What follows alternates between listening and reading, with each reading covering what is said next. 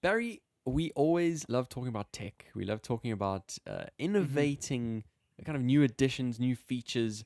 I myself am a member of the Adobe Creative Cloud suite, and I suppose the application I use most often is Premiere Pro, which is essentially the one that I use to put together our podcast episodes every week. Obviously, my YouTube videos as well. I have a love for video, and obviously, Lightroom is wonderful for editing photos, Photoshop as well. All of these great apps. And essentially, they've been having their conference, their annual conference this past week, Adobe Max, and had some crazy guests there. Just to see some of the names, they really are putting a lot of effort into this. But I was shocked to see one of the new features, Barry, and I don't know how I feel about it. In fact, I think I do know how I feel about it. I'm not pleased by it at all. And previously within Photoshop, you'd be able to do a lot of things, right? But it's not accessible to every single person. You need to know how to use the tools. I myself am a complete novice at Photoshop. I've been using it for years, but I'm still, I would say, a novice. Because when you actually see what people do, they can literally change how people's faces look within Photoshop with the right skills. Obviously, it has the capability, but it's not in everyone's hands, and I'm kind of okay with that. Whereas they introduced something called neural filters this past week. Now, before I go straight into this, Barry, have you heard of this before? I haven't, Chad, but the way you're setting it up, I feel like I know what it's going to be. So I'm excited to hear you talk about it. And I think that it's going to be a lot of interesting discussions around this topic. Yeah, definitely. So basically, you import a photo of a person into Photoshop, and normally you go on, do your little retouches, drop a pimple here or there, smooth the skin a little bit. That's probably as much as I would ever do. Some people go a little bit further and then, make eyes a little bit bigger, make noses smaller, do all those kinds of things. Essentially, Photoshop neural filters allows you to have a slider, Barry, to control the emotions on a person's face. So you have a photo of you, and then there's a slider there saying happiness, and you can tilt it to the right to become very happy, and it's insane. Like, it works so well. It's really believable. It's hyper realistic, or really sad.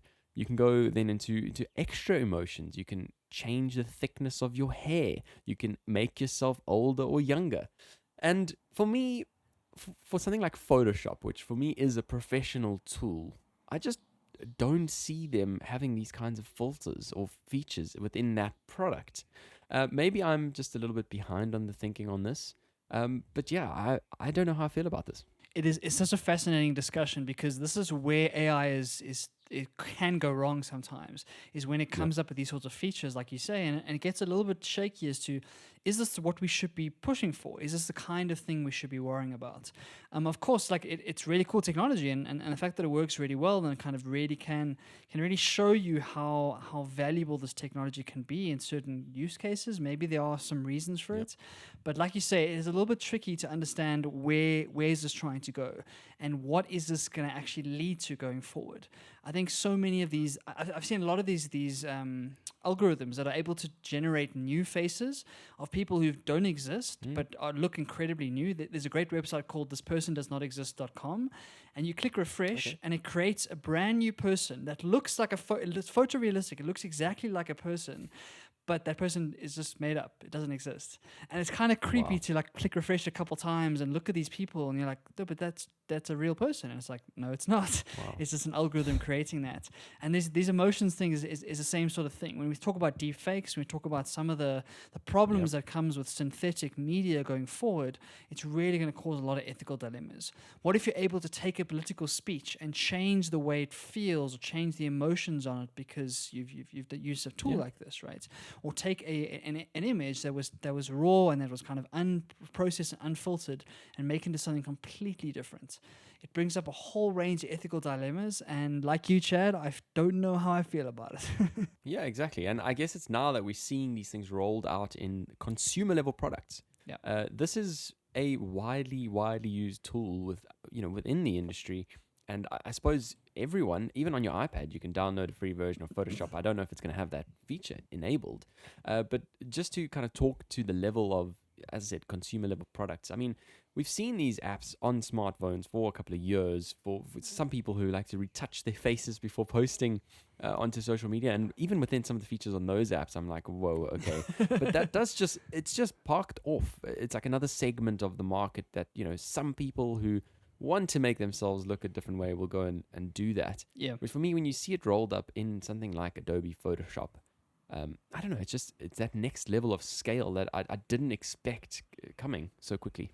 Yeah, there was a similar story around the movie The Irishman, I think, which was a Martin Yes, Scorsese yeah. movie, and there was like a huge budget on that film, and like it's a 3-hour movie, Yeah. and there was talk about Scorsese using lots of special effects to age some of the characters down to make them a bit younger, and some of the special effects didn't work as well, and there was some moments where there was some uncanny things that happened, and there was a story about like Scorsese spent millions and millions of dollars on this aging down technology and kind of making it work.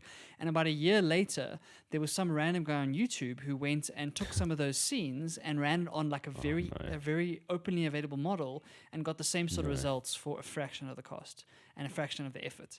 And so you compare, like you say, a professional like Scorsese, who's got all the money and all the resources in the world, compared to some random YouTuber with access to an algorithm. And so as this power gets into the hands of more and more people, like you say, it's really going to cause some interesting discussions to take place. I think we all know with these Instagram models these days, they don't actually look like what the photos actually say. It's perfectly edited, it's perfectly shaped, and they use all sorts of tools to make certain things bigger, certain things smaller. And I think that it's going to be difficult to judge between synthetic media and like real media going forward, because it's going to be so good that you're not going to be able to tell the difference. Oh, that is a worrying prospect indeed. I don't know. I'm just not a fan of that kind of thing. I don't want this to be accessible to... I don't want it to create a norm. I mean, I think the norm that we should be creating is that we're happier to be ourselves. I walked into M&S yesterday and saw photos on the walls of more overweight models than we potentially would normally see. And so just getting that, just getting that dialogue out, seeing photos of ladies in lingerie with stretch marks on their legs, and just getting that messaging out that it's okay to be human. Like, we're all human. What we're aspiring for does not exist. It's not real. Maybe there are people out there who do look like that, but the lives that they lead are not lives we should be aspiring to. We should be aspiring to just accept and love ourselves for who we are. And something like this is just another kind of notch in the wrong direction, in my opinion. Definitely. It's going to be the social consciousness kind of backing up against what's happening in tech and trying to understand what are the ethical things to do here. What are the ways we can get, like, I know they're talking about digital watermarks, they're talking about all sorts of functionality to try and be able to audit whether a photo is legit or not, whether it's synthetic or not. So there's ways we can kind of tackle this with tech, but I think it's a wider discussion about socially, like, what are we saying about these developments, and how are we trying to build our media platforms and build our industries going forward in a way that really kind of suits the kind of humans we want to be. We don't want to be those people, like you say, that are aspiring to these unrealistic standards or these unrealistic photos that just aren't real. They're made by algorithms, right? We don't want to be those people. And so we have to have more and more discussions like this, because a lot of this does lead to a lot of the anxiety, a lot of the depression, a lot of the kind of the comparison we're seeing in our generation these days. And it doesn't look like it's getting better, Chad. And so it's worrying to see these sorts of things come into play, that's for sure. Completely agree with you. Across the pond.